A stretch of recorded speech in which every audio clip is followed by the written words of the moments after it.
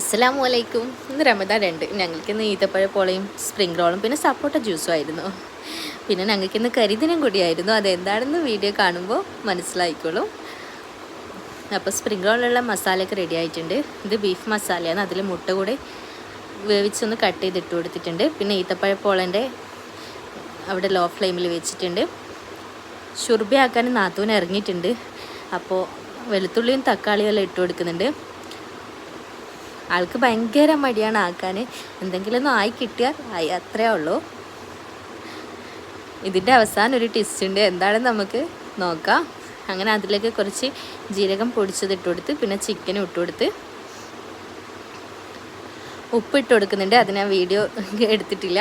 പിന്നെ പെപ്പർ പൗഡറാണ്, അതിൻ്റെ സ്പൂൺ കൊണ്ട് ഒന്ന് വിചാരിക്കരുത്, അത് ചെറുതായി ഒന്ന് വീണ് നടുവടിഞ്ഞേ ഉള്ളൂ. പിന്നെ അതിലേക്ക് ഓട്സ് കൂടെ ഇട്ട് കൊടുക്കുന്നുണ്ട്. ഓട്സിട്ട് നന്നായി ഒന്ന് മിക്സ് ചെയ്ത് കൊടുക്കുക.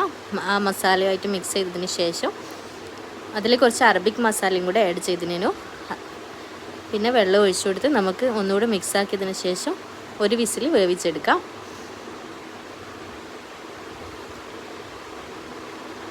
നേരത്തെ ഒഴിച്ചു വെച്ച ഈത്തപ്പഴ പോള ഏകദേശം കുക്കായിട്ടുണ്ട്.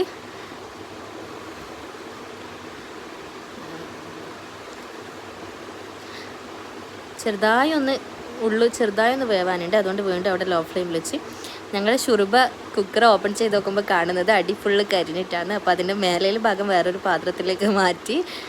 പിന്നെ പോള എടുത്ത് നോക്കുമ്പോൾ അതിൻ്റെ അടിവശവും ഫുള്ള് കരിഞ്ഞിട്ടുള്ള, അതും കുറേ ചെത്തി മാറ്റുക ചെയ്ത്. അതാ ഞാൻ പറഞ്ഞത് ഞങ്ങൾക്ക് കരിദിനമായിരുന്നെന്ന്. പക്ഷേ ഈത്തപ്പഴ പോള നല്ല സോഫ്റ്റ് ഉണ്ടായിരുന്നു, കഴിക്കാനും നല്ല ടേസ്റ്റ് ഉണ്ടായിരുന്നു. പിന്നെ സ്പ്രിംഗ് റോളിൻ്റെ മസാല വെച്ച് ഇത് റോളാക്കുക ചെയ്യുന്നത്.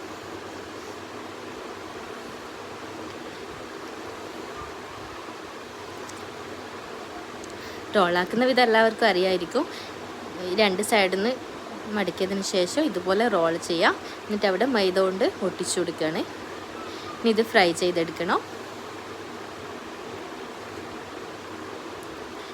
ഇതാക്കി കുറേ ടൈം വയ്ക്കരുത്, എന്നാലും ഹാർഡായി പോവും. പെട്ടെന്ന് തന്നെ ഫ്രൈ ചെയ്താൽ നല്ലതാണ്.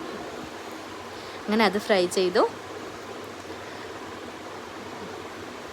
പിന്നെ മൊത്തം ക്ലീനിങ് പരിപാടിയായിരുന്നു. ഒരുപാട് പാത്രം കഴുകാനുണ്ടായിരുന്നു.